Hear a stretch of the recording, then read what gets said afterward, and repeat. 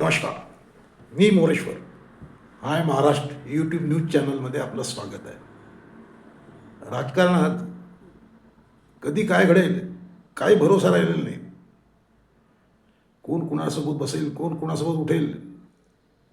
राजकारण अस्थिर झालं आहे, राजकारण सोयीचं झालं आहे.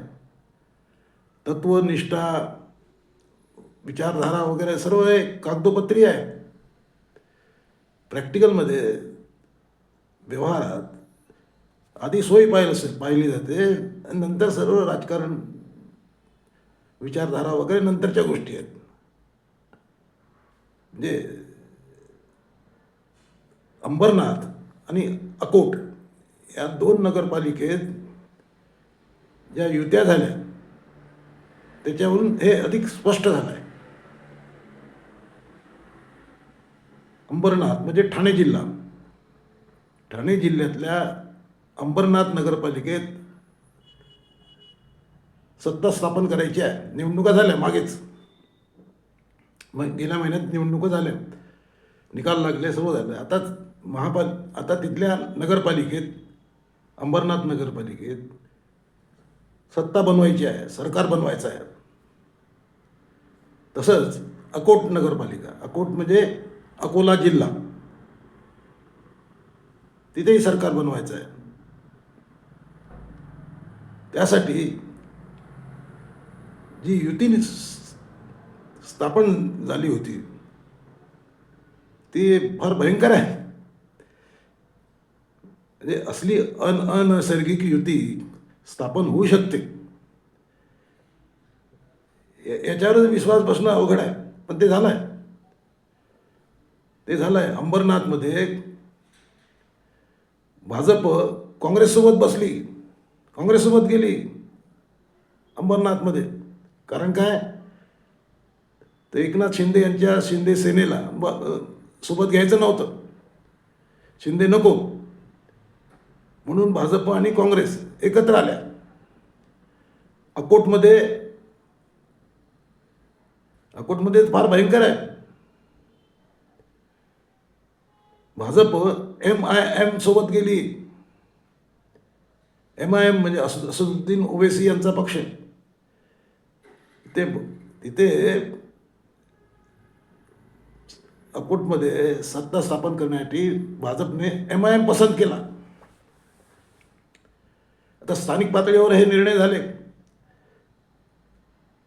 तिथले आमदार वगैरे जे असतील, कोणी नेते असतील, स्थानिक नेते, त्यांनी निर्णय केला, त्याप्रमाणे युती झाली. ती युती करताना तिथल्या स्थानिक नेत्यांना हिरवं भगवं वगैरे असा काही प्रश्न पडला नाही. जिधर बम उधर हम या न्यायाने त्यांनी सत्तेचं गणित बसवलं. लोकशाहीची थट्टा होती पण ते म्हणजे विचारधारा आणि निष्ठा आणि सर्व तत्व वगैरे या गोष्टी कागदोपत्री आहेत.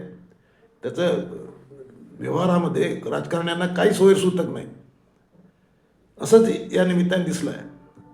आणि बोंबाबोंब झाली. म्हणजे हे स्थानिक पातळीवर झालेले निर्णय बाहेर आले आणि एकच बोंबाबोंब झाली.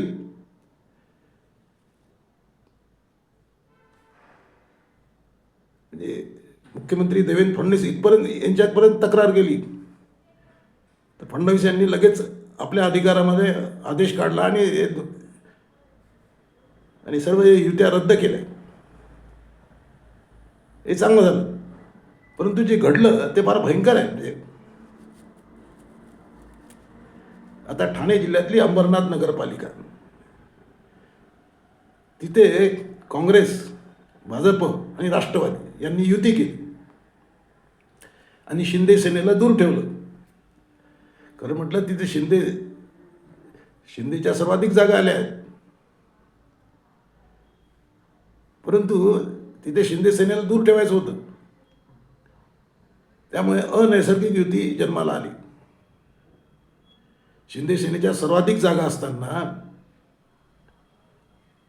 पण तिथलं गणित, सत्तेचं गणित असं होतं की एक हाती, पुढच्या हाती सत्ता येऊ शकत नव्हती. नगराध्यक्ष शिंदे सेनेचा नाही आहे, भाजपचा आहे. इकडे नरेंद्र मोदींपासून सारे भाजपचे नेते काँग्रेसमुक्त भारत नारा देतात, काँग्रेसमुक्त करायचा आहे भारत. आणि इकडे काँग्रेस युक्त भाजप अशी युती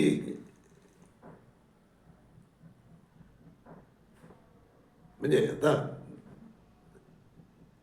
ज्यांनी हे निर्णय घेतले त्यांना आपण काय निर्णय करतो याची कल्पना असेल का? म्हणजे कल्पना असतानाही ते हे निर्णय करतात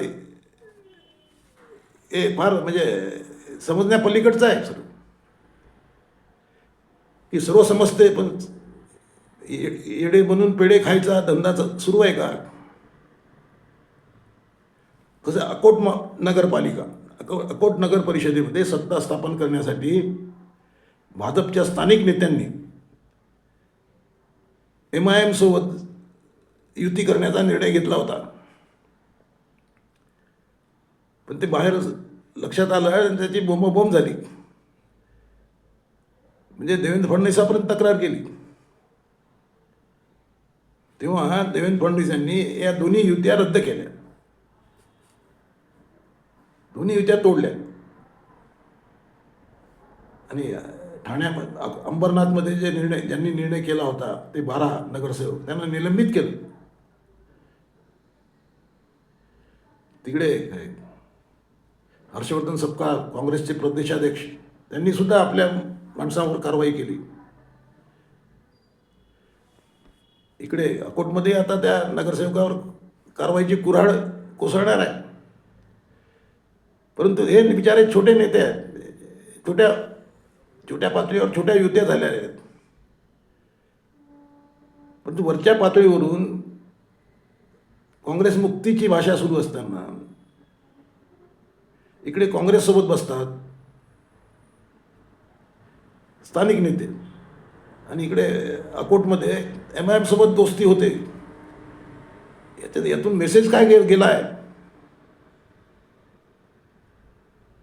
म्हणजे कोणालाही कोणाचा विटाळ राहिलेला नाही असं राजकारण सध्या सुरू आहे. हे जाहीर आहे, हे ओपन सिक्रेट आहे.